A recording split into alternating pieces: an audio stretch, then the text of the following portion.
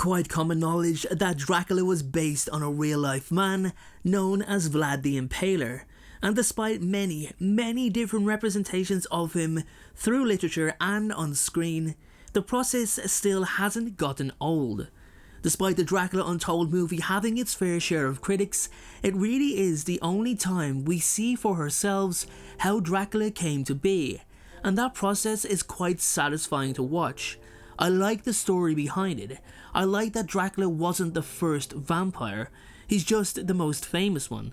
In today's video, I'm going to take you through the life of Vlad Tepesh, aka Vlad the Impaler, aka Dracula, from the Dracula Untold story.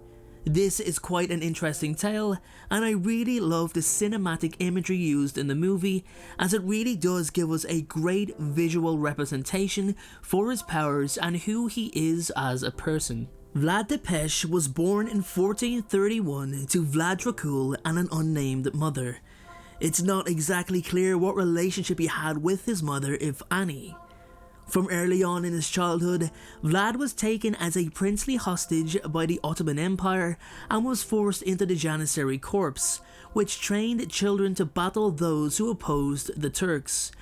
For those of you who don't know, a princely hostage was a situation where a highborn child was taken by the country's foreign ruler to ensure that the lord or king of that region would remain loyal to the foreign ruler in order to guarantee his heir would be returned. Anyway, during his time in the corps, he met and befriended a boy named Mehmed. Vlad then became the Janissary Corps' fiercest warrior and was later called Vlad the Impaler, after impaling thousands of soldiers with spears. Eventually he had become sickened by his actions, and after a life of blood and war, Vlad begged for God's forgiveness. He left the Janissary Corps to rule Transylvania peacefully, as his father had done before him. Vlad eventually met and wedded a woman named Marina, who bore him a son and heir, Ingeris. Many years later, Vlad and his soldiers discover a helmet in the region, which to Vlad indicated the strong possibility of the Ottoman Empire planning an invasion. The party travels upwards to a cave which was part of a range called Broken Tooth Mountain. Inside, the party are immediately suspicious and on edge before being attacked by a dark figure. Vlad himself then attacks the figure, but is powerfully pushed towards the entrance. The apparent creature attempts to fatally attack Vlad, but flees once he is near sunlight. Vlad quickly returns to his castle and speaks with a monk of the Roman Empire on the figure. The monk reveals the figure to be a vampire who sold his soul for power to a demon of Satan. However, despite gaining power, he was tricked by the demon, being unable to leave the cave until someone could take his place. Only then would he be unleashed upon the world.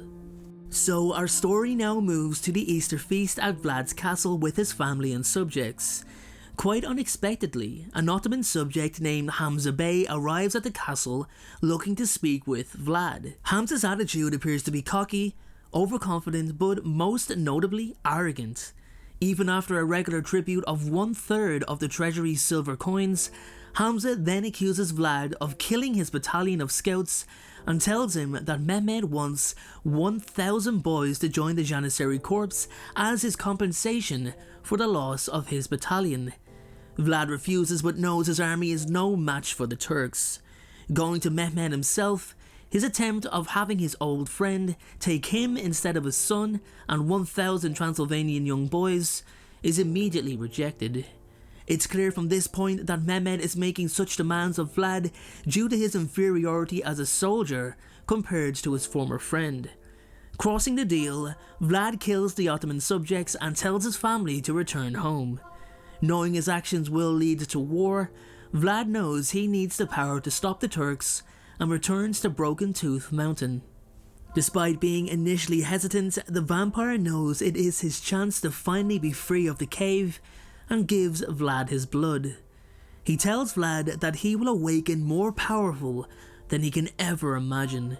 He also informs him that in 3 days he will lose his powers and return to his human form, as the blood will have left his system by then. His final warning to Vlad is that, should he give in to the temptation of drinking human blood, he will then become a vampire permanently. Upon drinking the master vampire's blood, Vlad dies and awakens outside the cave, which indicates that the cave curse placed upon the initial master vampire was only applied to that individual.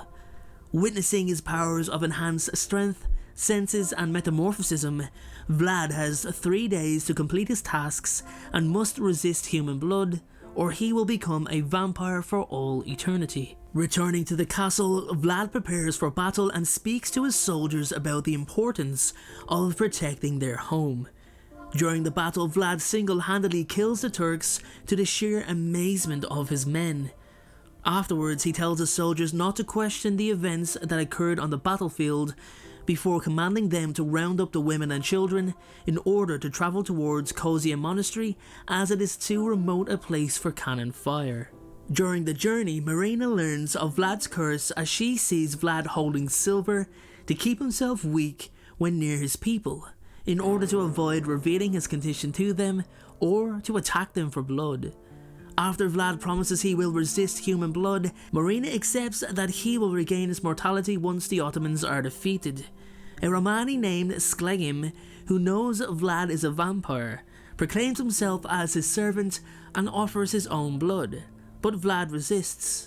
As they near the monastery, the Wallachs are ambushed by the Ottoman soldiers and, while Vlad and his men successfully repel them, Vlad's sudden increased strength arouses suspicion among his subjects. The next day at the monastery, a monk, Lucian, learns of Vlad's condition and leads the prince's subjects to turn on Vlad, trapping him in a burning building in the sunlight in an effort to save Vlad's soul. Black smoke blocks out the sun, allowing an outraged Vlad to escape the fire, and he angrily reveals that the only reason he became a vampire was for the sole purpose of protecting his people from the Ottoman Empire. Before he acts out against them, Marina stops him and calms him down. On the 3rd day, the last day of his time as a vampire, and the last day in which he will have his powers, Vlad is determined to win the war at any cost, and commands a swarm of bats to stop the Turks. He then sees what appears to be Mehmed struggling in the swarm and immediately goes to him. However, it is revealed to be a decoy to separate Vlad away from Marina and Angeris further enough to be in the range of Mehmed's elite fighters.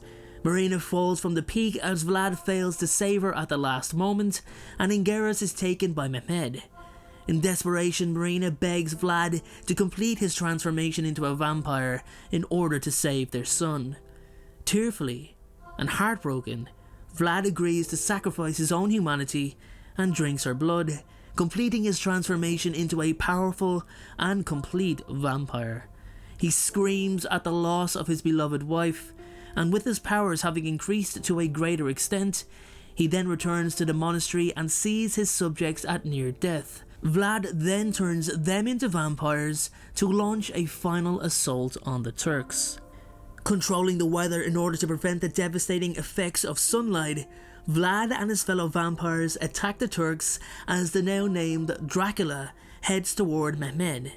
In a battle between Vlad and Mehmed, the latter uses silver, which reflects sunlight, to fight the vampire prince. Vlad, fueled by the power of the devil, kills Mehmed by turning into bats, stabbing him with a stake, and draining him of his blood. With his son's life in danger due to his own vampire subjects, Dracula is forced to defend his son against those who had just fought with him, indicating their lust for blood overpowers their will and loyalty to him. Entrusting Angeris to his monk friend Lucian, Dracula returns the weather to its normal state and attempts to kill himself and his subjects in order to protect his son. Later, Skelgum saves Dracula and gives him his blood. Vlad lived through the centuries as his son took the role as King of Transylvania, Romania. In modern day, Vlad meets Mina Murray, who is the reincarnation of Marina. The two speak of one life going to the next as Gaius Julius Caesar, the master vampire, watches from the distance.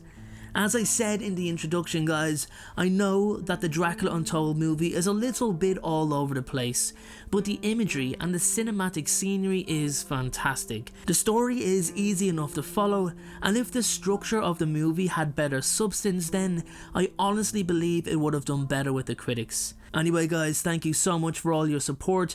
I'll see you in the next video.